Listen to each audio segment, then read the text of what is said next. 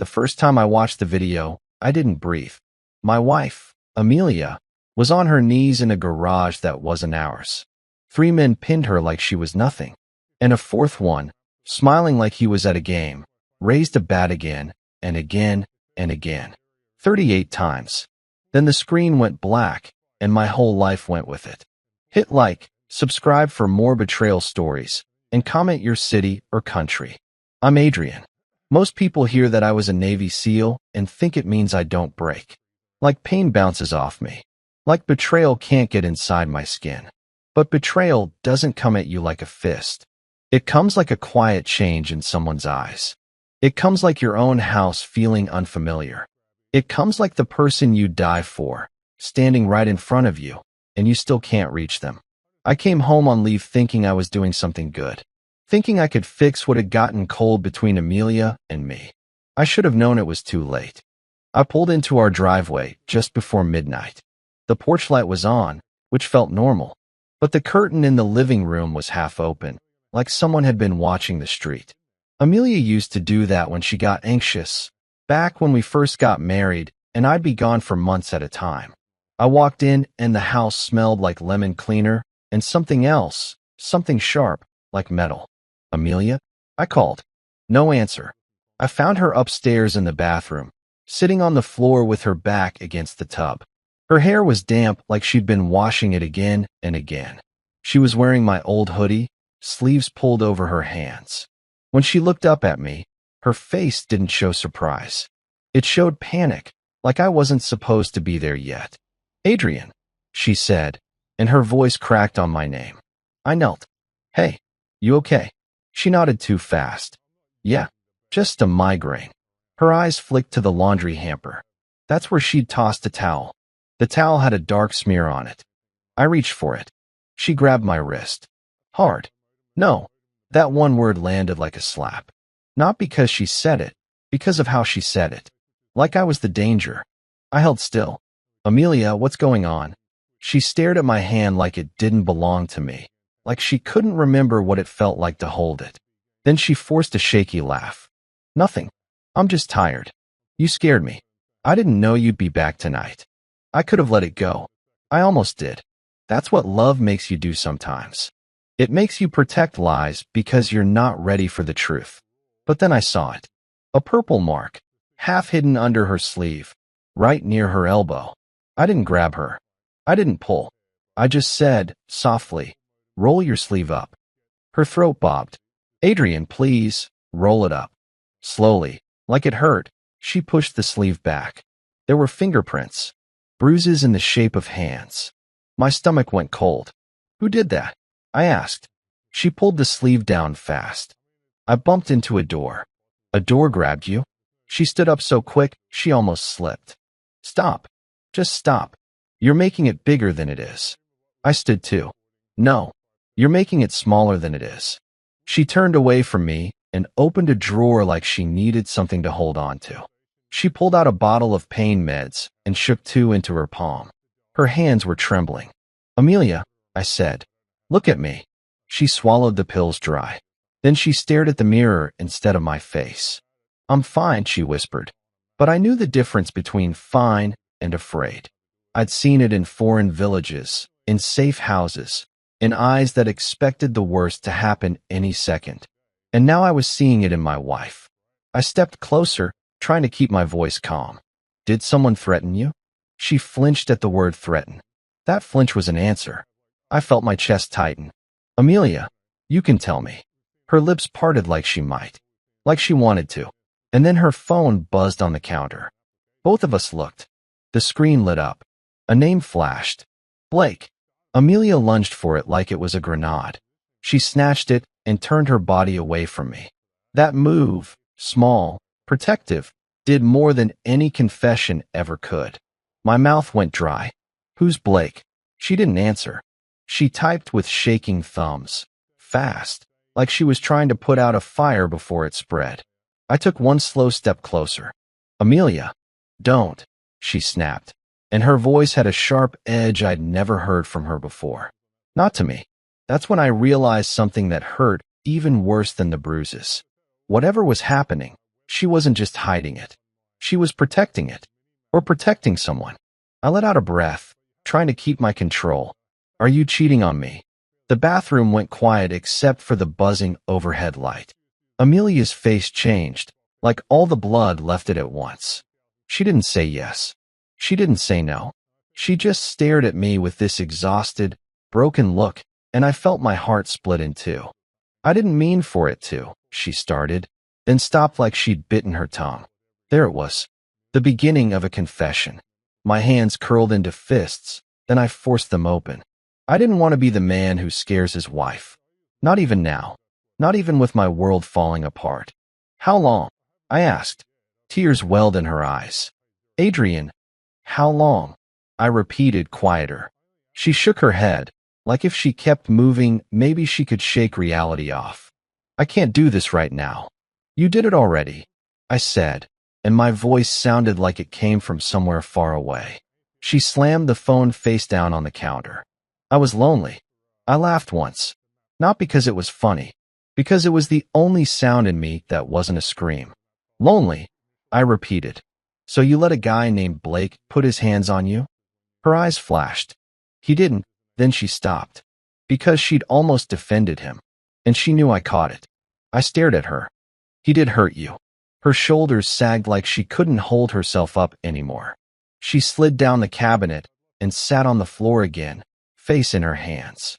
I tried to end it, she whispered into her palms. I tried. My skin prickled. End what? She looked up, mascara smudged, eyes red. It wasn't supposed to get ugly. What got ugly? I asked. She swallowed hard. Everything. That word again. Everything. Like there was a whole second life she'd been living right under my nose. My brain tried to build a timeline. Me gone. Her alone. Some guy slipping into the cracks. Lies stacking up until they became walls. I crouched a few feet away, not touching her. Not because I didn't want to, but because I didn't know who she was anymore, and that thought made me feel sick. Amelia, I said, tell me the truth. All of it. She shook her head, tears spilling. If I tell you, it'll make it worse. For who? I asked. She didn't answer. I stared at the phone on the counter. Is he the one threatening you? Her mouth opened, then closed again. I leaned forward. Amelia, is Blake the reason you have bruises? Her face crumpled. Please, don't say his name out loud. My stomach dropped. Why? I said, my voice low. Are you afraid of him? A sound came out of her that wasn't a sob. It was more like a broken inhale, like she'd been holding her breath for weeks. Then she whispered, he's not alone. I felt my pulse in my throat. What does that mean? She wiped her face with the sleeve of my hoodie. He has brothers. They do things for him. Things like what? I asked. She stared at the tile like it might open up and swallow her. Things that make people shut up. My mind flashed to that smear of blood on the towel, to the bruise shaped like fingers, to the curtain half open like she'd been waiting for someone to show up. And suddenly, this wasn't just a cheating story. This was a fear story, a control story, a story where my wife had been trapped, and I didn't even notice. I reached for my phone to call the police, to call anyone. Amelia grabbed my wrist again, tighter than before, nails digging in. No, she said, almost choking on the word. If you call anyone, they'll kill you. I froze. Amelia, she leaned close, her breath shaking, and whispered the next part so quietly I almost didn't hear it. They already sent me a video, Adrian. They showed me what they do when someone doesn't listen. My blood turned to ice. A video? I said. She nodded, eyes wide with terror. It's on my phone. I haven't deleted it. I can't. I keep watching it, like I'm trying to understand how it could be real. My voice came out rough. Show me. Amelia hesitated, and I could see the war inside her, between shame and survival. Then she reached for the phone. Her thumb hovered over the screen. And just before she unlocked it, a new message popped up from Blake. He's home. Don't lie to me, or you'll get the bat too. Amelia's face went blank, and I realized, in that second, that whoever Blake really was, he knew exactly where we lived. He was already in our lives. And he wasn't done. I stared at the text message on her screen. He's home. Don't lie to me, or you'll get the bat too. The words seemed to burn into the glass. It wasn't just a threat, it was a promise. It was the kind of confidence a man has when he thinks he owns you. I looked at Amelia. She was pressed against the bathroom cabinet, knees drawn up to her chest, shaking so hard her teeth were almost chattering. She looked small, broken. Who is he? I asked again. My voice was calm, but it was the calm before a breach charge goes off. He's nobody, she sobbed. He was nobody. Nobody doesn't threaten to use a bat on a woman, Amelia. I took the phone from the counter. She flinched like I was taking a weapon away from her, or maybe her lifeline. I didn't care. I needed intel. I unlocked it. She hadn't changed the passcode, our anniversary date, and I went to the messages. It wasn't just one text. It was hundreds. I scrolled up, my thumb moving fast. It was like watching a car crash in reverse. I miss you. Can you get away tonight? He's gone for 3 months. Baby, we have time. My gut twisted. Seeing the dates hurt worse than the words. May 4th. I was in a transport plane over the Atlantic. June 12th. I was sitting in a tent waiting for orders, thinking about her smile. While I was wondering if I'd make it home, she was building a whole other life. But then, the tone of the text changed. Around August, the love heart stopped. The demands started. I need $5K. Cash. Tonight. Don't tell me you don't have it. I know what he makes. If you don't bring it, I'm coming to the house. I stopped scrolling and looked at her. He's blackmailing you. She wiped her nose with the back of her hand, smearing mascara across her cheek. It didn't start that way. How did it start? The gym, she whispered. He was just there. He spotted me on the bench press. He was nice. He listened when I said I was lonely. He didn't feel dangerous, Adrian. He felt safe. Safe, I repeated. The word tasted like ash. I didn't know, she pleaded, her eyes begging me to believe her. I didn't know he had debts. I didn't know about his brothers. The money, I said, looking back at the screen. How much did you give him? She went silent. Amelia, how much? She closed her eyes. 40,000. The number hung in the air. $40,000. That was our savings. That was the down payment for the house we talked about buying when I got out. That was years of hazard pay, sweat, and missing birthdays. Gone. I thought if I paid him, he'd go away, she cried softly. But he just kept asking for more. And when I said I didn't have any more, that's when he got angry. That's when he started waiting for me in the parking lot. I looked at the bruising on her arm again. It wasn't just a grip mark. It was purple and yellow, deep tissue damage. Is that where he grabbed you? She nodded. He wanted the keys to your truck. I said no. He squeezed until I dropped them. I felt a cold rage settling in my chest. It wasn't the hot, messy anger of a jealous husband anymore. It was the calculated, icy focus of a soldier identifying a target. This wasn't an affair. This was an extraction. Get up, I said. She looked terrified. What? Where are we going? Hospital. No.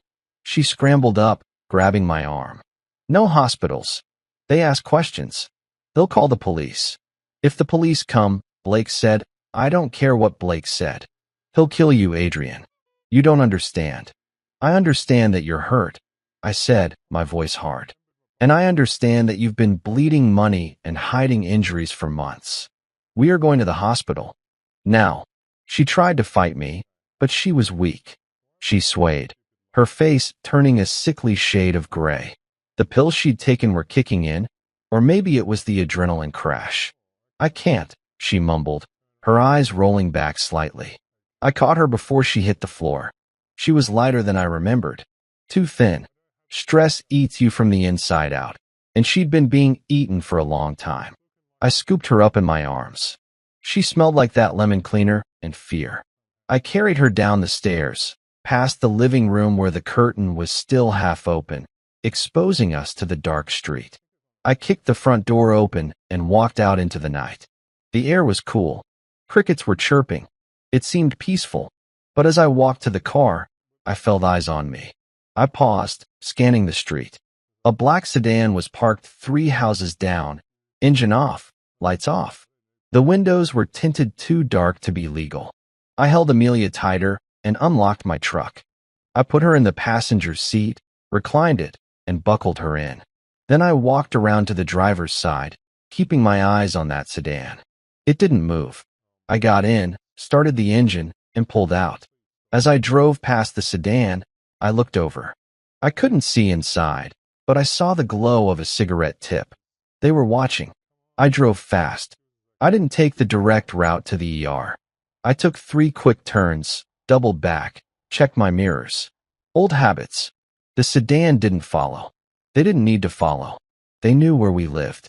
At the hospital, the triage nurse took one look at Amelia's pale face and the way she was holding her ribs and called for a wheelchair. "Husband?" the nurse asked me, eyes sharp. "Yes." "What happened?" "She fell," Amelia whispered before I could speak. She was awake again, clutching the nurse's hand. "I just fell. I'm dizzy." The nurse looked at me, then back at Amelia. She didn't buy it. I could see the judgment in her eyes. She thought I was the one who did this. She thought I was the reason my wife was terrified. I let her think it. If it got Amelia behind a locked door faster, fine. "Take her back," I said. "Check her ribs." They wheeled her away. I stood in the waiting room, the fluorescent lights buzzing overhead. I felt exposed. I felt stupid. I sat in a plastic chair and stared at the vending machine. My phone felt heavy in my pocket. I wanted to call my CO. I wanted to call my team. But I couldn't. This was domestic. This was messy. If I brought the Navy into this, my career was over and the investigation would take weeks. Amelia didn't have weeks. An hour later, a man in a cheap suit walked in. He looked tired. He had a badge clipped to his belt and a file in his hand. He scanned the room, saw me, and walked over. "Adrian." I stood up. "Yeah." "Detective Ryder," he said. He didn't offer a hand. "Nurse says your wife has 3 fractured ribs and extensive bruising on her arms and thighs. Old and new." I clenched my jaw. "She told me she fell." Ryder raised an eyebrow. "She told the nurse she fell down the stairs." "You don't have stairs in your ranch-style house, Adrian." I checked the address. "I didn't do it," I said. "That's what they all say." Ryder sighed, leaning against the wall. "Look, you're a SEAL. I respect that. But guys come back from tour. Things change, tempers flare. It wasn't me." I cut him off. "Check the security cameras at my house if you want. I got home 2 hours ago. These bruises are days old." Ryder studied my face. He was looking for the lie. He was good at this. "If it wasn't you," Ryder said slowly, "then who was it?" I looked around the waiting room. It was empty except for a sleeping old man. "A guy named Blake," I said quietly. Ryder's face changed. The skepticism vanished, replaced by something darker. Recognition. "Blake," Ryder repeated. "Blake. Henderson." I didn't know the last name. "Maybe. He met her at a gym in Northwood." Ryder let out a long breath, running a hand through his thinning hair. He looked at me with a sudden, grim pity. "You have a picture of him?" I pulled out Amelia's phone, found the contact photo for Blake, and showed him. Ryder nodded. "Yeah, that's Blake Henderson. You know him?" "We know him," Ryder said. "We know his whole family." "He threatened her," I said. "He's been extorting her." Ryder laughed, a dry, humorless sound. "Extortion is the least of your problems, son. Blake isn't just some gym rat. He's the youngest of 4. The Henderson brothers." He stepped closer, lowering his voice. "They run a chop shop operation out of the old textile district. Drugs, stolen cars, heavy intimidation. They're not gangbangers. They're organized. And they're vicious. Blake is the pretty face they use to lure people in. But his brothers? They're the muscle." I thought about the bruises on Amelia's arm. The 38 times text I hadn't understood yet. "He said he'd bring a bat," I said. Ryder's expression hardened. "That's their signature. They don't use guns if they can help it. They like to send a message. They like to break things." He looked toward the ER doors where Amelia was. "Listen to me closely, Adrian. If Blake Henderson has his hooks in your wife, you are in a very dangerous situation. These guys don't let go. If you try to play hero, you'll end up in a ditch. I can handle myself, I said. Not against 4 of them, Ryder said. And not when they know where you sleep. My phone buzzed. I pulled it out. It was a notification from my home security system. Motion detected. Front porch. I tapped the screen to view the live feed. On the small screen, I saw my front door. Standing there, staring right into the camera lens, was a man. He was big. He wore a leather jacket. He was holding a baseball bat, tapping it gently against the palm of his hand. He wasn't trying to break in. He was waiting. Ryder looked over my shoulder and saw the screen. He swore softly. "That's not Blake," Ryder said. "That's his older brother, Grant." "Why is he there?" I asked, my thumb hovering over the panic button. Ryder looked me in the eye. "He's not there for you, Adrian. He's checking to see if you're home. Because if you're not there, he assumes you're here." Ryder turned to the glass doors of the hospital entrance. "They know she's talking," Ryder said, "and they're already in the parking lot." Grant's face filled my phone screen, that bat tapping like a metronome of death. Each tap echoed in my skull. 1, 2, 3, while Ryder watched over my shoulder. I killed the feed and shoved the phone in my pocket. No way I'd give them the satisfaction of seeing me sweat. "We need to move her," I said, voice steady despite the fire in my veins. Ryder shook his head. "Not yet. Backup's 2 minutes out." 2 minutes is too long. I started toward the ER doors. He grabbed my arm. "You go in there hot. You make her a sitting duck." I shook him off, but stayed put. SEAL training kicked in. Assess, contain, execute. Grant wasn't breaking in. He was signaling. A predator marking territory. The ER doors swung open. A doctor in scrubs hurried out, scanning the waiting room. He spotted me and waved me over. "Mr. Carter? Your wife's stable, but we need to talk." Ryder flashed his badge. "Police. What's her condition?" The doctor glanced between us, hesitant. 3 fractured ribs. Healing contusions on her arms and legs. But the worst is her back, severe bruising in a linear pattern. Like repeated impacts from a blunt object. My jaw locked. "How many?" He hesitated. We counted 38 distinct marks. Some fresh, some layered over older ones. 38. The number hit like a shockwave. Not random. Precise. Sadistic. Each swing deliberate. Each pause calculated to let pain sink deeper. "Was she conscious?" Ryder asked. "Barely," the doctor said. "She kept mumbling about a garage. Said they held her down." I pictured it. Amelia dragged into some dim corner of their chop shop world, arms pinned, legs trapped, bat rising and falling while she begged. 38 times. I wanted to vomit. "Can I see her?" I asked. The doctor nodded. "But she's asking for pain meds. She's exhausted." Ryder held up a hand. 1 minute. "I need her statement first." "No," I snapped. "Family first." He eyed me, then stepped back. "Fine, but I'm right outside." I followed the doctor through the doors. The ER smelled of antiseptic and despair. Amelia lay in a curtained bay, hooked to and fore, eyes half closed. Her face was swollen, lips cracked. She looked like a ghost of the woman I married. "Adrian." Her voice was a rasp. I pulled a chair close, taking her hand gently. Her fingers were ice cold. "You're safe now," I whispered. She shook her head, wincing. "Never safe." "Tell me what happened." "From the beginning." Tears leaked from her eyes. She stared at the ceiling, voice barely audible. "It started innocent. Gym chats. Coffee after. He made me feel seen. Then the asks got bigger. Rides, small loans. I said yes to keep the peace." "Peace," I echoed, bitterness rising. Then the brothers showed up. Grant, the oldest. Hunter, the enforcer. Felix, the quiet one who watches everything. They needed cash for their business. Blake said if I helped, he'd leave me alone. "How much total?" I asked, though I dreaded it. "Over 60 now. Our savings, my credit cards maxed." I pawned my mom's ring.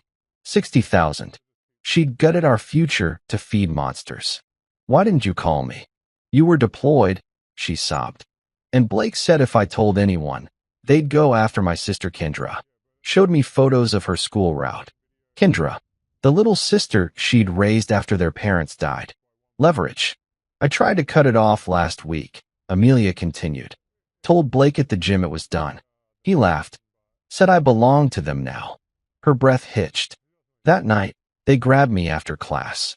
Threw me in a van. Drove to their garage off 5th Street. Blake was screaming about the money. Said I'd embarrassed him. She paused, reliving it. They held me, Gran on my arms, Hunter on my legs, Felix twisting my hair back. Blake swung first. Said each hit was for every lie I told. 1, 2, up to 38. Stopped when I passed out. I squeezed her hand, fighting the urge to crush it. Why 38? Age, she whispered. My age. Like I was the problem for getting old. Rage boiled, but I kept it locked down. Did you fight back? A little. Scratched Felix's face. That's why they're mad now. The curtain rustled. Ryder poked his head in. Time's up. We need her full statement. Amelia tensed. No cops. Amelia, I said firmly. They can't touch you here. Her phone buzzed on the bedside table. The screen lit up. A new text from Blake. Tell him you fell. Or Kendra gets 38. She gasped, shoving the phone at me. Ryder read it over my shoulder. That's enough, he growled. We're getting a protective order. Moving you both. No. Amelia bolted up, for tugging. They'll find us. Calm down, Ryder said. We've been building a case on the Hendersons. Wiretaps, informants. Your story fits. I stood. What's the play? Safe house tonight. Full protection tomorrow. Ryder's radio crackled. He listened, face darkening. Scratch that. Dispatch just called. Your house was hit. Front door smashed. They're tossing the place. Amelia whimpered. See? They know. I felt the walls closing in. But something clicked. Training mode. Get her discharged. I'll handle the house. Ryder eyed me. Don't do anything stupid, Seal. Never, I lied. As they prepped her papers, I stepped into the hall. My own phone vibrated. Unknown number. Video attachment. I hit play. Grainy footage. Amelia in that garage, screaming silently as the bat rose and fell. Timestamp. 2 nights ago. Then text overlay. Next is her seal. Unless she shuts up. They'd filmed it. Weaponized it. I deleted the video, hands steady. But inside, a plan formed. Not hot rage. Cold precision. Amelia wheeled out, pale but moving. Ryder flanked us to a back exit. Unmarked car waiting. As we pulled away, I glanced back. Across the lot, a black truck idled. Grant behind the wheel, staring. He didn't follow. He didn't need to. Because right then, my burner phone buzzed. A single message from an unknown number. We see you. Make her behave. They had eyes everywhere. And I had a war to plan. The safe house was a drab 2-bedroom in a forgotten strip of suburbia, the kind of place where curtains stay drawn and mailboxes overflow. Ryder dropped us off with a duffel of clothes and a promise of patrols. Amelia curled up on the sagging couch, clutching a mug of tea like it could anchor her. I paced the kitchen, mapping sight lines through the thin blinds. They'll find us here, she murmured, eyes distant. They won't, I said, more to convince myself. Not tonight. I checked the doors, deadbolts, chains, a chair jammed under the knob. Basic, but it bought time. My mind ran scenarios, entry points, blind spots, response windows. Seal muscle memory kept panic at bay, but the emotional gut punch lingered. 60 grand stolen. Her body marked like territory. Our life dismantled by text messages and greed. Amelia's voice pulled me back. Adrian, there's more you need to know. I stopped pacing. More than the beating? More than Kendra. She nodded, setting the mug down with trembling hands. Blake didn't just take money. He made me sign things. Papers. Said they were for a loan, but the lawyer Quentin looked them over last week. Quietly. Off books. Said they put our house as collateral. If I didn't pay up, they'd foreclose. Quentin. A new name. Another layer. My cousin's friend. Corporate guy. I went to him scared, Showed him the docs. He said it's ironclad. Forged my signature perfect. They've got lawyers too. Crooked ones who make problems disappear. I sat across from her, elbows on knees. Why didn't you tell me? You'd have gone after them, she said simply. And I couldn't lose you too. The room felt smaller. Our house, our foundation, hijacked. I pulled out my phone, searched property records on a secure app. Sure enough, a lien filed 2 weeks ago. Blake Henderson listed as lien holder. Public record. Anyone could see it. They're boxing us in, I said. Financially strangling us while they terrorize you physically. She wiped fresh tears. I thought if I played along, kept paying scraps, they'd get bored. But after the gym cut off, Blake changed. Started talking about teaching respect. Said I needed to learn my place. A knock rattled the front door. Sharp, official. We both froze. Police, came Ryder's voice. Open up. I checked the peephole. Him in another uniform, faces tense. I let them in. Bad news, Ryder said, holstering his radio. Neighbor cam across the street from your house caught the break-in. Grant and 2 others. They didn't steal much, just trashed your office. Computers smashed, files shredded. But they left something. He held up a plastic evidence bag. Inside, a single baseball bat, stained dark at the fat end. Duct taped to it, a note. 38 wasn't enough. Next time we aim higher. Amelia gasped, hand to mouth. I took the bag, turning it over. The wood grain matched the video, same scuffs, same weight balance. They're escalating, Ryder said. And they're smart. Left it where cams would catch them walking away, clean hands. Building a narrative. What narrative? I asked. He met my eyes. That you provoked this. That the big bad seal came home swinging. And they're defending themselves. Forums are lighting up already. Anonymous posts saying you roughed up Amelia. She called her friends for help. They're painting you as the aggressor. I felt the trap snap shut. Online mobs. Slanted stories. If I fought back physically, I'd confirm their script. 1 punch, 1 chase, and I'm the monster with a rap sheet. Quentin warned me about this, Amelia whispered. Said they control narratives. Pay off witnesses, plant evidence. Even got a judge in their pocket. Victor somebody, who dismisses cases. Ryder nodded grimly. Judge Victor Ellis. We suspect, but no proof. Hendersons have been untouchable for years. Chop shop brings in millions. Cars stripped, parts shipped overseas. They grease palms from cops to clerks. My burner buzzed again. Unknown number. I showed Ryder. Cops can't save you. Check the news. I opened a browser. Local feed already buzzing. Seal husband in domestic dispute. Wife hospitalized. Anonymous source. Blurry photo of me carrying Amelia from the truck, her face hidden, angle making it look like a struggle. They're fast, Ryder muttered. Hacked your security feed probably. Spinning it before we can. Anger surged, but I channeled it. What's our move? Lay low. We pull financials tomorrow, freeze accounts, trace the lien. I've got a wire on Blake's phone. But you, he pointed at me. Stay clean. No contact. One wrong step, their story sticks. Amelia looked up, voice stealing. What if they come for Kendra? Ryder's partner spoke up. We've got a unit on her school route. Auntie's place too. The room went quiet. Outside, tires crunched gravel, a patrol car circling. I stepped to the window, peering out. Empty street. But across the road, a flicker in an alley. Red ember of a cigarette. They were out there. Patient. Waiting for me to crack. Ryder's radio crackled.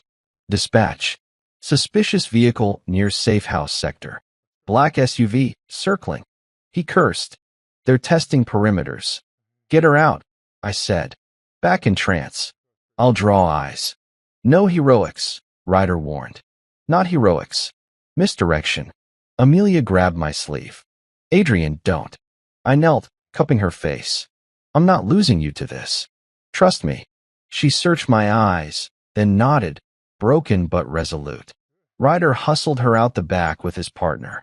I waited 5 counts, then stepped onto the front porch, casual, like checking mail. The cigarette ember across the street vanished.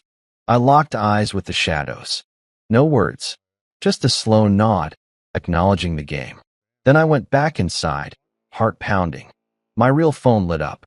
A text from Quentin, the lawyer. Heard about the house. Need to meet. Urgent. Coffee shop on Elm. Now. A setup? Or salvation?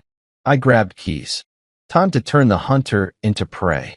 But as I hit the driveway, headlights flared from the alley. Black SUV slow roll. Inside, Grant's silhouette, bat propped like a trophy. He rolled down the window just enough to mouth 2 words. Your move. Quentin sat in the back booth of the coffee shop, nursing a black coffee, eyes darting like a man who knew he was in over his head. The place smelled of burnt beans and desperation. Late-night stragglers hunched over laptops, oblivious to the war brewing at table 12. I slid in across from him, keeping the exit in my peripheral. You look like hell, he said, pushing a manila folder across the table. Matching my marriage, I replied, flipping it open. Pages of legal docs, highlighted in yellow. Loan agreements with Amelia's forged signature. Our house deed, lien stamped and notarized. And at the bottom, a power of attorney giving Blake control over her finances. They're not just criminals, Quentin whispered, glancing at the door. They're architects. This gives them everything. House, car, even life insurance payout if something happens to her. I traced the notary's seal. Judge Victor Ellis. The name again. How'd they get this through? I asked. Ellis owes them. Big. Gambling debts, we think. Signs off on their sham paperwork. Quentin's voice dropped. But here's the problem. They're baiting you. Those online posts. Planted by a guy named Tristan, their tech guy. He's turning public opinion. One wrong move, and you're the psycho seal who snapped. I closed the folder, mind racing. Can you kill the lien? Maybe. But it'll take a court order, and Victor's presiding tomorrow. He's theirs. Outside, tires screeched. I looked up, black SUV crawling the lot. Grant's profile unmistakable. Time to go, I said, standing. Quentin grabbed my arm. Adrian, listen. Amelia called me panicked. Said Blake's obsessed now. Wants her back. Says the beating was passion. Don't engage. I pulled free. Too late. I slipped out the side door, circling to my truck. No tail yet. I drove erratic routes back to the safe house, checking mirrors obsessively. Clear. For now. Amelia was asleep when I walked in, Ryder dozing in a chair by the door. He woke instantly. Anything, he asked. Lawyer confirmed the trap. Judge in their pocket. Ryder rubbed his jaw.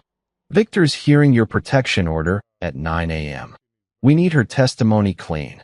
I nodded, sinking onto the couch beside her. She stirred, eyes fluttering open. You're back, she breathed, relief washing her face. For now. I brushed hair from her forehead.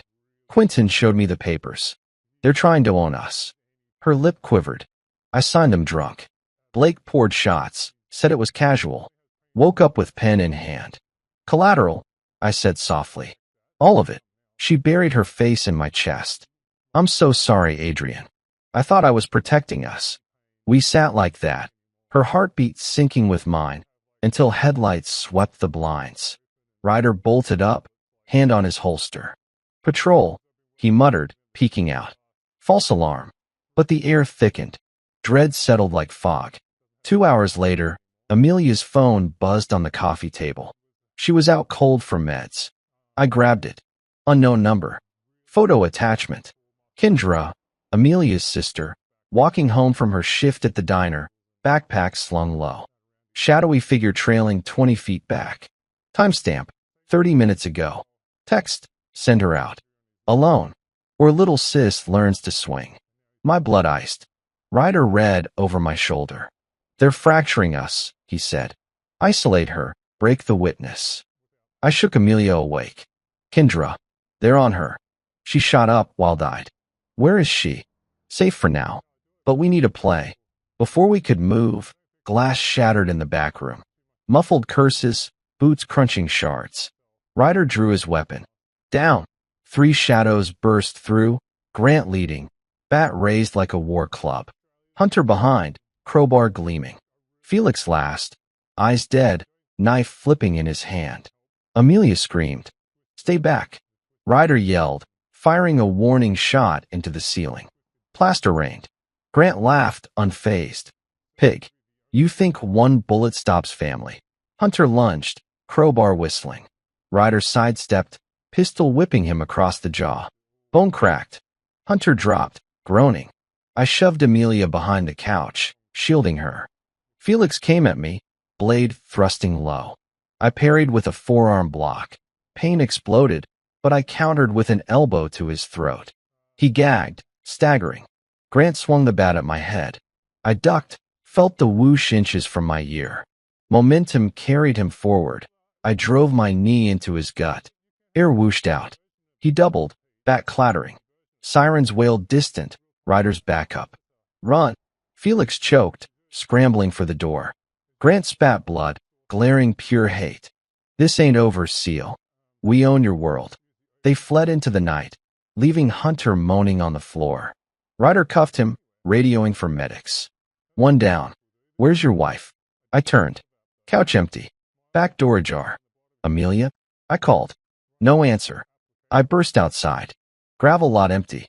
Then, a scream from the tree line. I sprinted. Moonlight caught her, Blake dragging her toward the SUV, hand clamped over her mouth. She kicked wildly, nails raking his arm. "Let her go." I warned. Blake spun, shoving her against the vehicle. He held a pistol, shaky grip, eyes feral. "Stay back, hero, or I paint the dirt with her." Amelia's muffled pleas tore at me. 20 feet away. No cover. One shot, he'd drop her. "Blake," I said, hands up, voice even. "It's over. Your brother's inside, cuffed." He sneered. "Family sticks. Unlike her. You beat her 38 times. That's not family. That's cowardice." His face twisted. "She owed us. Betrayed us. She was paying your debts. You trapped her." A twitch, finger tightening on the trigger. Headlights flooded us. Ryder's backup screeched up, lights flashing. Blake panicked, fired wild. Bullet thunked into the SUV door. Amelia slumped, unhurt but shaking. Cops swarmed. Blake bolted, but they tackled him yards away. Cuffs clicked. I ran to her, pulling her into my arms. "You okay?" She nodded, sobbing. "Thought he'd kill me." Ryder approached, grim. "Good work. But this just lit the fuse." As they loaded Blake into a car, my phone buzzed. Unknown. Video. Live feed. Grant, from a safe distance, raising the bat one last time, smashing our house window. Then text. "Two brothers free. Judge tomorrow. Sleep tight." The noose tightened. Court was their endgame. And Victor waited to swing the blade. Sirens faded as the last patrol car pulled away, leaving the safe house a crime scene taped off like a bad memory. Amelia sat on the curb, wrapped in a scratchy blanket, staring at the ground while medics checked her vitals. I stood apart, breath steadying, knuckles split from Felix's throat. One brother down. Hunter in custody, jaw wired shut. Blake caged too. But Grant's video taunt burned in my pocket. Two free. Judge waiting. Ryder approached, face carved from stone. "You saved her tonight. But tomorrow's the real fight." Victor's courtroom. Protection order hearing. "Victor Ellis," I said. "Their guy." He nodded. "We got probable cause now, break-in, assault on an officer. But he'll try to spring them. Always does." Amelia looked up, eyes hollow. "What if he does?" "Then we appeal," Ryder said. "But you need to testify. Every detail. The beating. The threats." "Kendra," she shuddered. "They'll come for us." "Not if I get there first," I said, more vow than promise. Ryder clapped my shoulder. "Go home. Clean up. Court's at 9. I'll send a uniform." Home. The word felt hollow. Our house gutted. Our savings bled dry. But I drove us back anyway, through pre-dawn streets that felt like enemy territory. Every shadow hit a bat. Sleep didn't come. Amelia passed out from exhaustion, but I sat by the bedroom window, Pistol cleaned and loaded on my lap. Dawn crept in gray light. My phone buzzed. News alert. Navy SEAL kills 4 in revenge rampage. Henderson brothers dead in apparent massacre. I clicked. Grainy crime scene photos. Bodies covered in sheets outside a warehouse. Grant. Felix. Blake. Hunter. All 4. Bullet holes. Blood pools. Timestamp. 4:17 a.m. Heart slammed. I'd been here the whole time. Witnesses?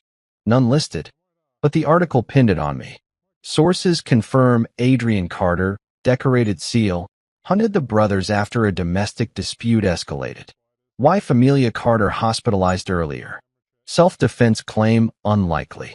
Comments exploded. Typical military psycho. Protect our women from these killers. Tristan's work. Narrative flipped. Adrian. Amelia stirred behind me. I showed her the phone. Her face drained white. No, we were together. Sirens wailed close, closing in. Tires screeched outside. Flashlights pierced windows. Police. Boots hit porch. Doors splintered despite the chain. I stood, hands visible. Amelia screamed as 6 cops burst in, weapons drawn. Adrian Carter. On the ground. Now, I'm unarmed, I said, dropping slow. Cold concrete hit my cheek. Cuffs bit wrists. Ryder pushed through, face ashen. What the hell happened? Nothing, I said. We were here. He hauled me up. For dead. Execution style. Casings match a military-issue Glock. Your service weapon. Impossible. Mine sat on the nightstand. Full mag, Amelia sobbed. He's innocent. Ryder eyed her. Witnesses saw your truck near the warehouse at 3 a.m. I don't own a truck anymore, I said. They trashed it. Fleet Services found 1 registered to you. Burned out. Prints wiped. The twist hit like a gut shot. Someone cloned my plates. Drove my shadow vehicle. Used my gun print. Framed me perfect. In the cruiser, Ryder slid in beside me. Listen, ballistics pending, but this stinks. Henderson's had enemies. Rival chop shop maybe. But your name's everywhere. Who benefits? I asked. He leaned close. Someone who wants you buried. And her silent. Station processing blurred. Prints. Mugshot. Orange jumpsuit.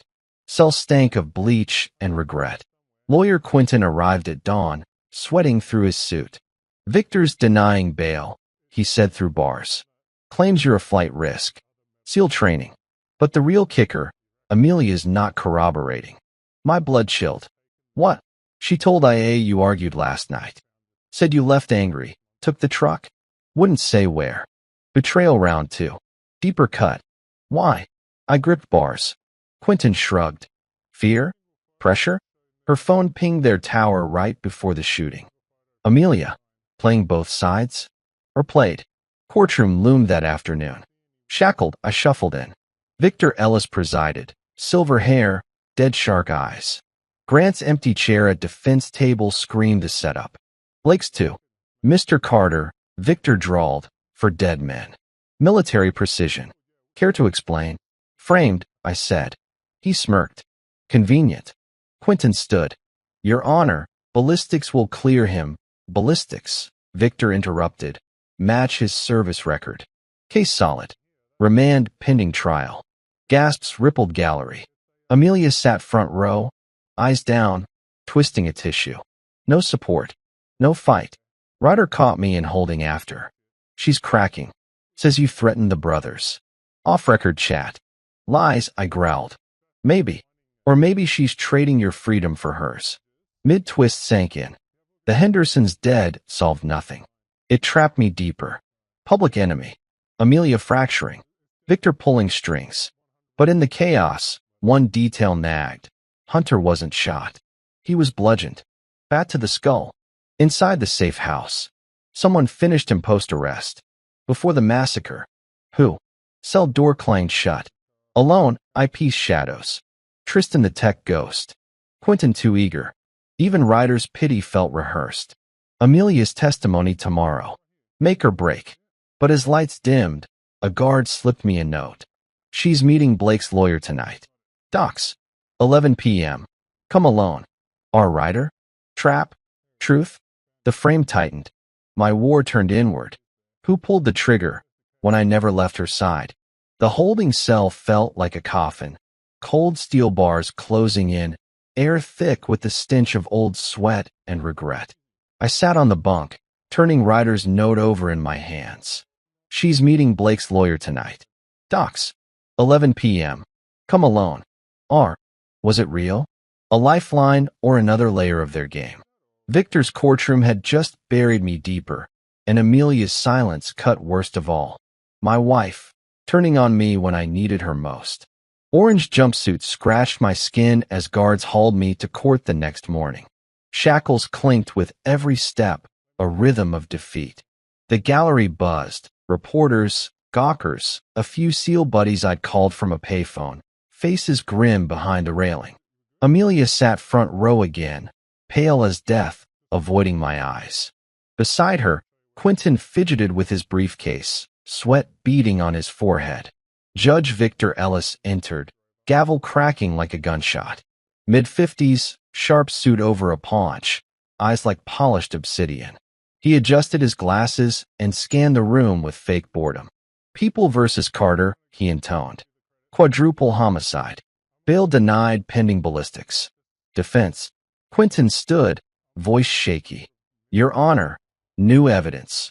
Witness statements placing Mr. Carter at the safe house all night. No warehouse sightings confirmed.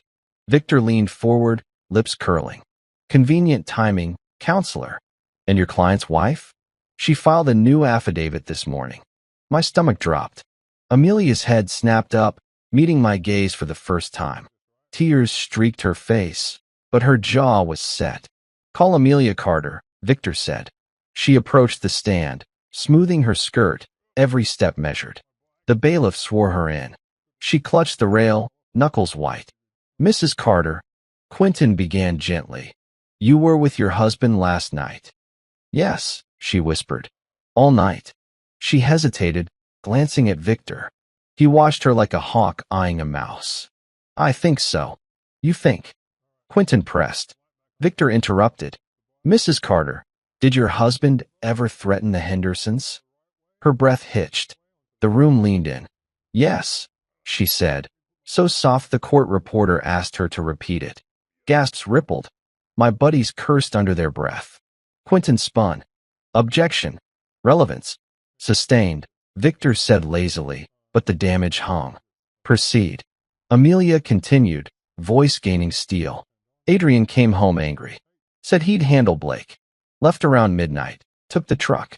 I heard him revving it. Lies. Poison. Each word a knife twist. I locked eyes with her. Why? Quentin hammered her. You told police he never left. Now this. Which is it? I was scared, she sobbed. Traumatized. But I remember now, the engine. The door slam. The prosecutor, a slick guy named Dominic, smiled. Fear makes memories sharp, Mrs. Carter. Thank you. Recess hit like a bomb. Guards dragged me to a side room.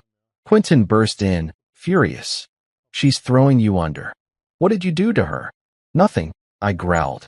Someone's leaning on her. Quentin paced. Victor's signaling her. Subtle nods. And get this. Blake's lawyer, Preston, just filed to represent Hunter's estate. Claims self-defense against you. Hunter, bludgeoned in custody. Who finished him? The door opened. Ryder slipped in, hat in hand. 5 minutes. Talk, I said. He glanced at Quentin, then me. Note was legit. Spotted Amelia heading to the docks last night. Preston's boat. They talked 30 minutes. My fists clenched. What did they say? Lip readers working it. But she left with an envelope. Thick. Payoff. Immunity?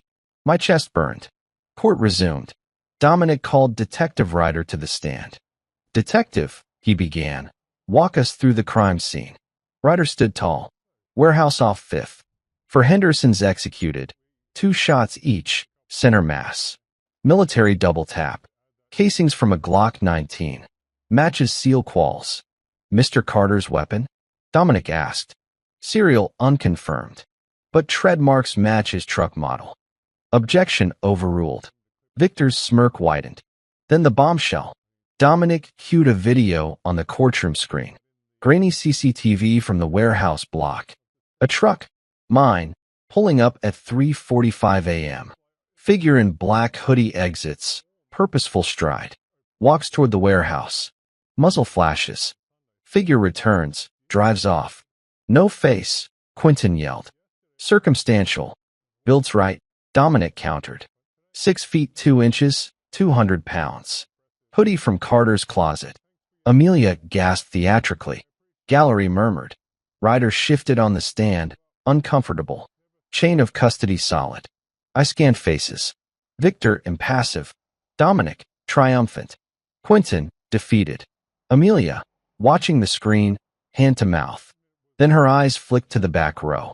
A man in shadow, lean, 30s, wire-rimmed glasses. Typing furiously on a laptop. Tristan, the tech ghost. Smirking.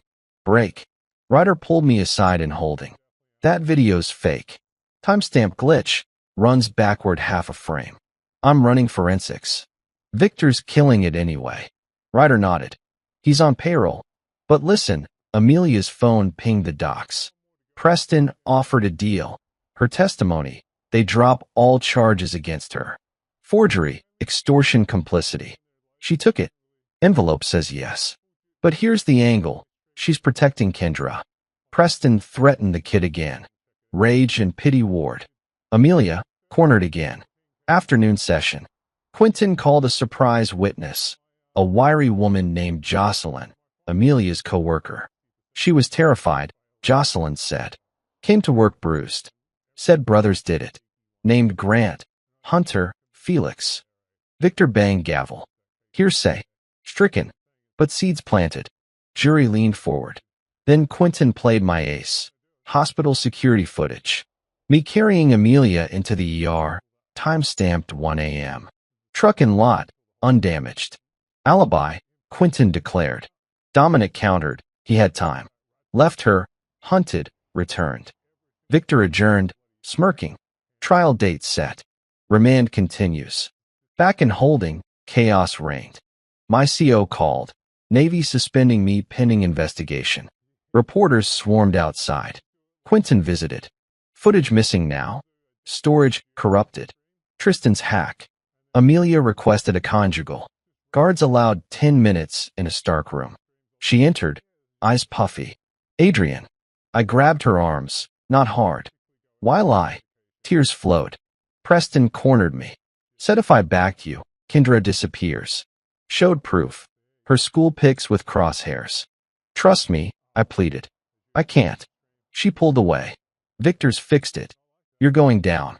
Door opened. Guard time. She paused at threshold. I love you. But survival first. Door shut. Solitude crushed. Night fell. Cell light flickered. Guard slipped another note. She's lying to protect you. Tristan's the shooter. Warehouse. Midnight. Our Ryder again. Risking everything. I tore it up. Pieces fluttered like confetti of doubt. Victor. Preston. Tristan. Amelia. Masks everywhere. Who were the real one? Lights out. I lay staring at cracks in the ceiling, mapping escape routes in my head. Morning brought new hell. Headlines screaming, SEAL slaughter confirmed. Wife turned state's evidence. Public execution. But in the blur, one truth crystallized. The brothers' deaths weren't revenge. They were cleanup. Someone silenced them, permanently. Before they could flip. On whom? The guard's key turned. Visitor. Not Quentin. Not Ryder. Kendra. Amelia's sister. 16, scared eyes. Adrian. She whispered, clutching bars. Amelia's breaking. Told me everything. Preston's boat, hidden camera. She recorded him admitting the frame. Hope flickered. But Tristan knows. He's erasing traces. Hurry. She slipped a USB drive through the bars. Copy of the audio. Use it. Guards approached. She fled. USB burned in my palm. Game changer? Or final trap? Court tomorrow. Victor's bench. My freedom hung by a thread. And Amelia's loyalty by a whisper. Kendra's USB felt like a live grenade in my fist as guards marched me back to the cell block. Her whispered words echoed. Preston's boat. Hidden camera. She recorded him. A lifeline tossed into shark-infested waters. Amelia wasn't betraying me after all. She was playing a long game, recording the enemy's confession while pretending to fold. But Tristan was erasing traces, and Victor's gavel loomed like an executioner's blade. One day to trial. One chance to flip the board. Morning transport rattled through city streets, cuffs chaining me to the floor. Quentin met the van at the courthouse loading dock, face drawn tight as a tripwire. Got the USB? He hissed, glancing at the guards. I nodded, palming it during the shuffle to holding. Kendra's drop. Amelia's got audio, Preston admitting the frame. His eyes lit. That's felony territory. Tampering, conspiracy. But Victor'll suppress it. Run it through your guy first, I said. Clean chain of custody. He pocketed it fast. On it. Stall in court today. Motion to dismiss. Courtroom filled fast. Reporters jammed the back, cameras flashing like gunfire. My SEAL brothers filled 2 rows, arms crossed, glares promising hell if I went down. Amelia sat alone now, no Quentin beside her, eyes locked on her lap. No envelope from Preston today. Her shoulders carried new weight, defiance mixed with dread. Victor swept in, gavel silencing the hum. Continuation. Prosecution. Dominic rose, slick as ever. New evidence, Your Honor. Forensics on the Glock casings. Matches Carter's armory, pulls exactly. Plus financials. Wife transferred $60K to Blake Henderson. Motive for rage. Quentin jumped up. Objection. Victim blaming. Victor waved it off. Overruled. Enlightening context. Amelia's head snapped up at $60K. Her lips parted. No sound. Just raw pain flashing across her face. She mouthed one word at me. Sorry. Before Quentin could counter, the doors banged open. 2 deputies hauled in a shackled figure. Preston, Blake's lawyer, face bloodied, suit torn. Gasps rippled. He looked like he'd lost a fight with a meat grinder. Order. Victor barked, intrigued despite himself. Dominic spun. Your Honor, this man's a witness. Defense counsel. Quentin cut in, seizing the moment. Motion for immediate continuance. Preston implicated in new audio evidence. Victor leaned forward, shark eyes gleaming. Audio. Produce it. Quentin signaled. Tech guy wheeled in a laptop, plugged into the courtroom speakers. Static crackled, then Preston's voice, tinny but clear, from Amelia's hidden recorder on the boat. Look, sweetheart, the boys got sloppy. Beating you is stupid. So we cleaned house. Tristan drove your truck clone, popped the 3 at the warehouse. Hunter we finished in lockup, bat to the head, cop's fault. Victor signs it off as gang hit. You walk, he takes the fall. Family business. Chaos erupted. Reporters surged. My brothers roared approval. Amelia buried her face, shoulders shaking. Relief or terror? Victor banged gavel wildly. Silence. Where'd this come from? Amelia Carter, Quentin said. Wore a button cam. Self-preservation. Dominic sputtered. Fabricated. Coerced. Preston, from the bench, laughed through swollen lips. She's lying. I never. A deputy backhanded him quiet. Victor adjusted his glasses, calculating. Authenticity pending. Recess 48 hours. Bailiff, secure all parties. But Quentin pressed. Your Honor, this proves conspiracy. Dismiss charges. Release my client. Victor paused, eyes flicking to the prosecutor's table, then Preston's bloody grin. A beat too long. Motion denied. 10 issues. Trial proceeds. Corruption laid bare, yet the fix held. Gallery boot. Deputies cleared them out. Holding room post-recess. Quentin burst in. Audio's gold. Digital forensics confirmed timestamp. But Victor's stalling for cleanup. Where's Amelia? I asked. Safe room. Protected. But she told me the rest. The Brotherhood's deeper than chop shops. Deeper how? Quentin leaned in, voice dropping. Hendersons weren't just thieves. Money laundering for offshore accounts. Big fish, politicians, even military contractors.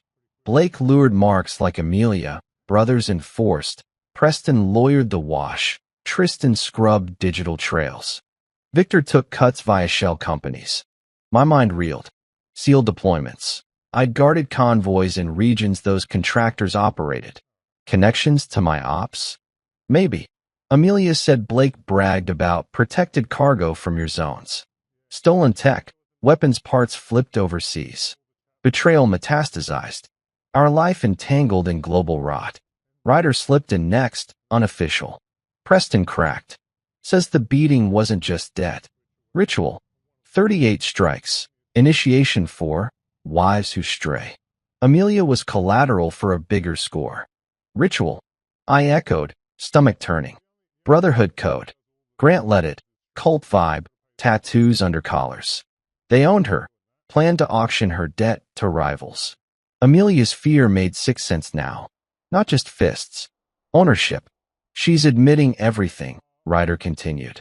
Forgery was coerced, drugged signatures. Threats to Kendra were daily. She stayed silent to gather proof. Why me in the frame? Perfect fall guy. SEAL goes rogue, covers their cleanup. Public buys military snap. Quentin nodded. Victor's panicking. His name's on shell docs too.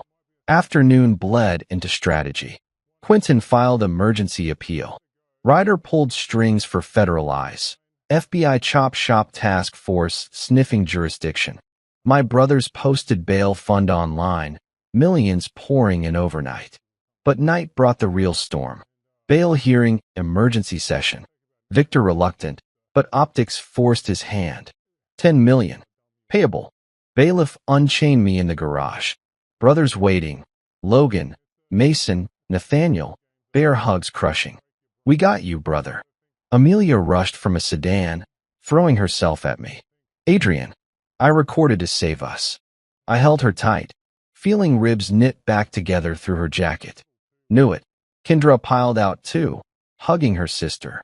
You were badass. Family intact, but war raging. Quentin drove us to a fortified safe house. Logan's off-grid cabin, ex-SEAL paranoia built in. Fire crackled as we debriefed. Ryder joined via secure line. Tristan's ghosted, he said. Laptop wiped. But we traced his VPN, leads to Victor's chambers. Jackpot. Amelia spoke, voice steady now. Blake confessed before the warehouse. Said Grant forced the beating, brotherhood rule. I stayed close fearing they'd kill Kendra outright. Fear explained. Not weakness. Why ritual strikes? Logan asked. Symbolism, she said. 38. Grant's age when he recruited Blake. Power display. Sick poetry. Phone buzzed. Quentin. FBI inbound. Victor's accounts frozen tomorrow. But headlights swept the cabin windows. Gravel crunched. Not patrol. Mason grabbed Beanos. Black Escalade. 2 males. Arm. Tristan and Victor. Ryder's line crackled. Abort safe house. Compromise. Too late. Door rattled. Voice boomed. Victor's. Carter. Come out. We talk immunity. Trap. Final play. I grabbed Amelia. Pushed her toward the panic room. Brothers hold the line. Logan chambered around. No judge gets past us. Outside, Victor stood spotlighted. Hands up. Tristan beside. Twitchy, pistol bulging hip. Let's end this, Victor called. Plea deal. You walk. Forget the brotherhood. Amelia peered through blinds. He's lying. Eyes on his phone, signaling. Mason confirmed. Drones inbound. Sniper spec. No negotiation. Assault imminent. I keyed Ryder. Federal backup. Now. Cabin plunged dark. Power cut. Muzzle flashes outside. Brothers returned fire. Precise. Suppressive. Amelia clutched me. The brotherhood. They're endless. Not anymore. I whispered. Explosion rocked the ridge. RPG? No, flashbang. Breach team? Door splintered. Shadows poured in. But not Henderson's. FBI vests. Ryder leading. Federal. Weapons down. Victor tackled outside, screaming denials. Tristan cuffed. Laptop seized from his Escalade. Dust settled. Victor dragged past, spitting. You have nothing. Ryder grinned.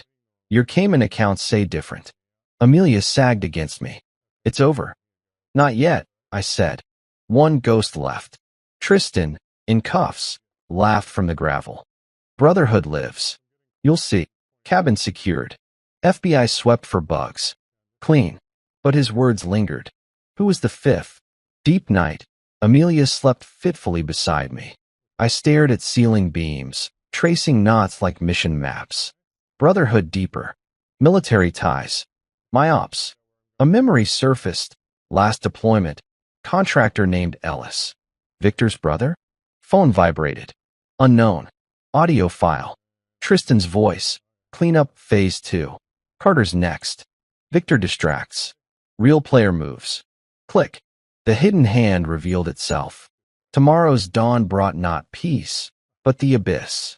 FBI floodlights bathed Logan's cabin in harsh white, turning night into interrogation. Agents swarmed, black tactical gear, barking orders, hauling gear cases through the splintered door. Victor writhed in zip ties on the gravel, face pressed to dirt, screaming about warrants and immunity. Tristan sat silent on the Escalade's hood, cuffs glinting, that smirk wiped clean by the federal hammer. Amelia gripped my arm, breath shallow. Kendra huddled behind us like a shadow. Ryder approached through the chaos, badge flashing. Victor's cooked. Offshore wires traced to his cousin's firm, laundering chop shop millions.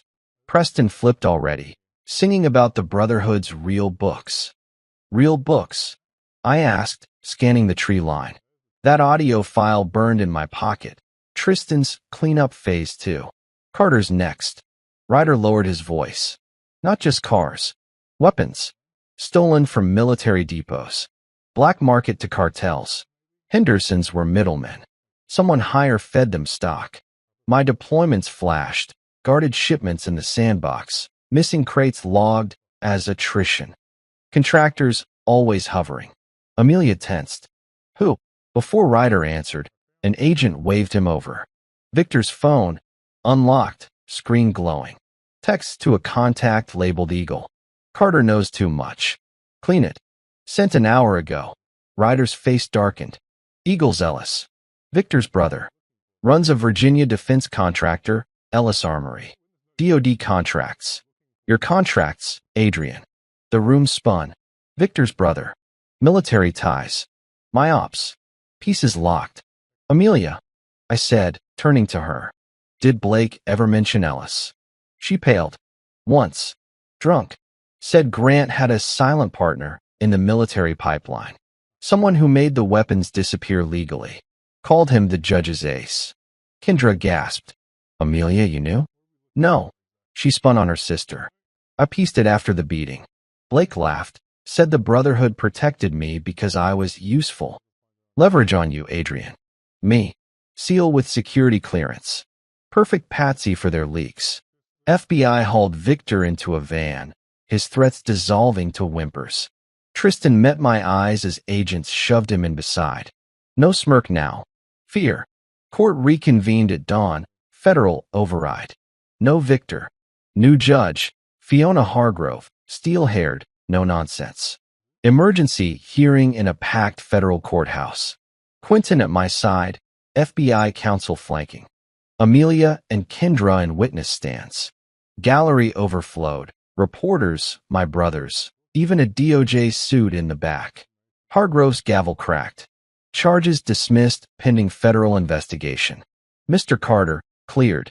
Henderson's deaths ruled rival hit. Case closed. Cheers erupted. But Dominic, the prosecutor, stood uneasy.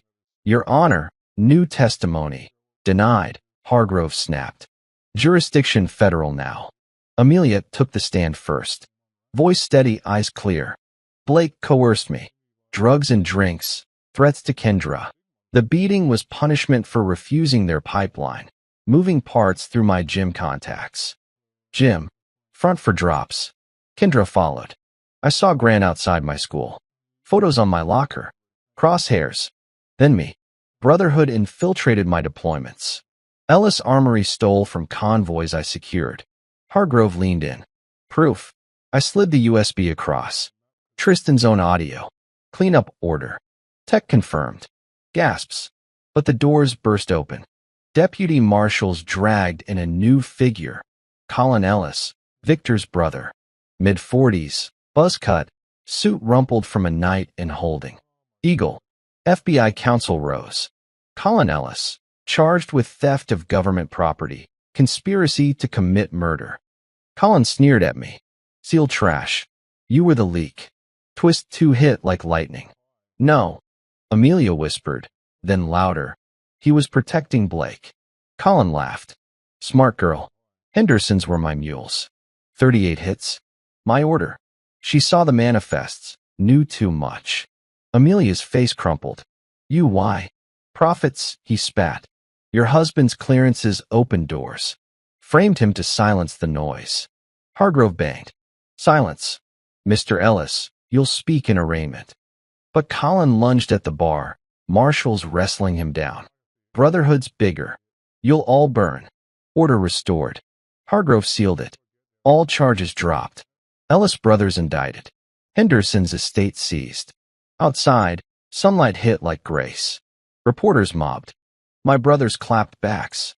Amelia collapsed into me, sobbing real tears now. It's done, I whispered. She pulled back. One more thing.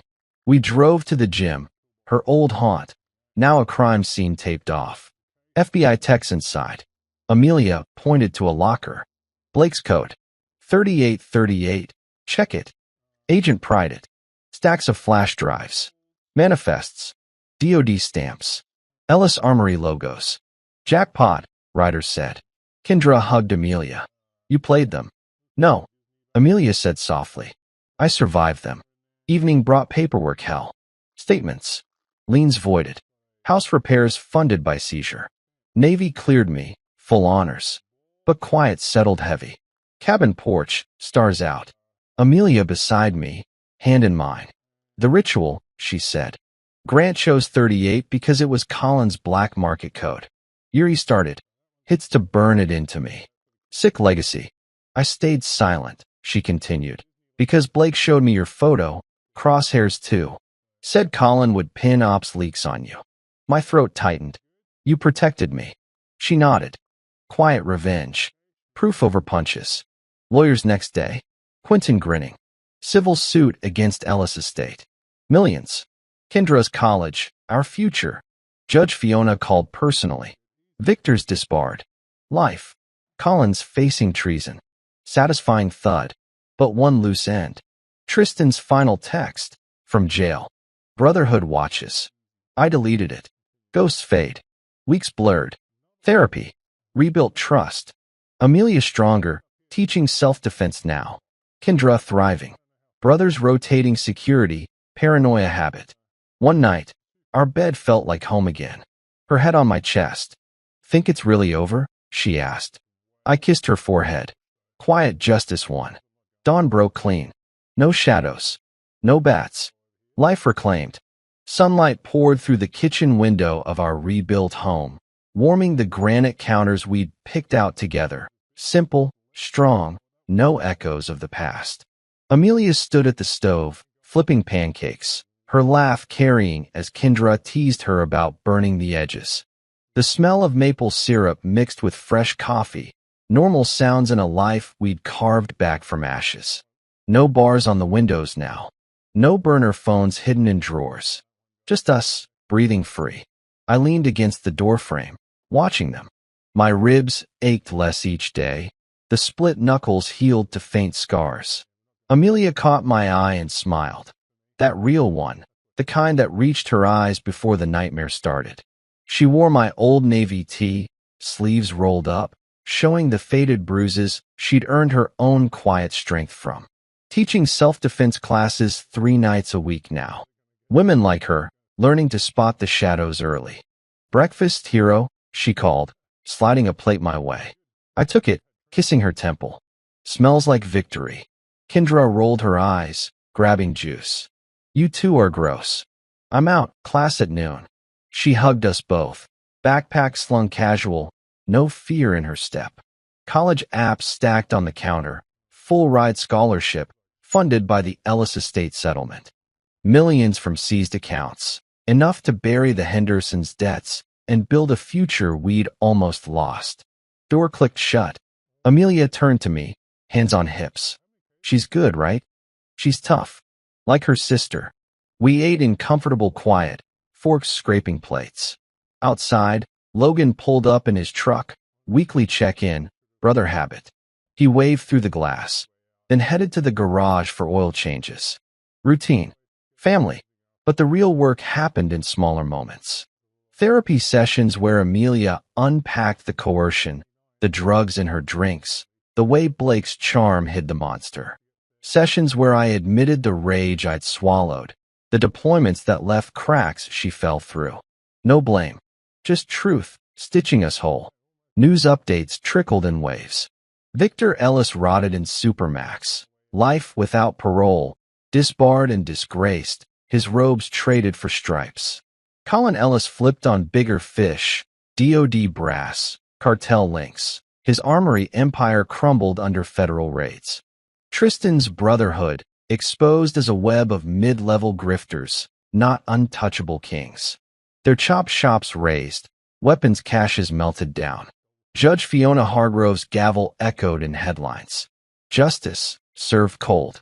Quinton called weekly, case updates like victory laps. Civil suit finalized. Your name cleared on all fronts. Navy reinstated you, full back pay. I stayed out. Civilian life fit better now. Consulting gigs with SEAL teams, training on spotting infiltrators, reading the tales of coercion. Paid well. Kept skills sharp without the sand in my boots. One evening, we walked the beach, barefoot in the surf, Amelia's hand warm in mine. Waves crashed steady, washing away the last grit of fear. She stopped, facing me, sea foam swirling our ankles. Adrian. That night on the boat, recording Preston, I wasn't sure you'd forgive me for the lies. I pulled her close. Lies that saved us. You turned fear into weapons. Her eyes glistened. And you never broke. Never let rage win. We stood there, salt wind drying tears, as the sun dipped red.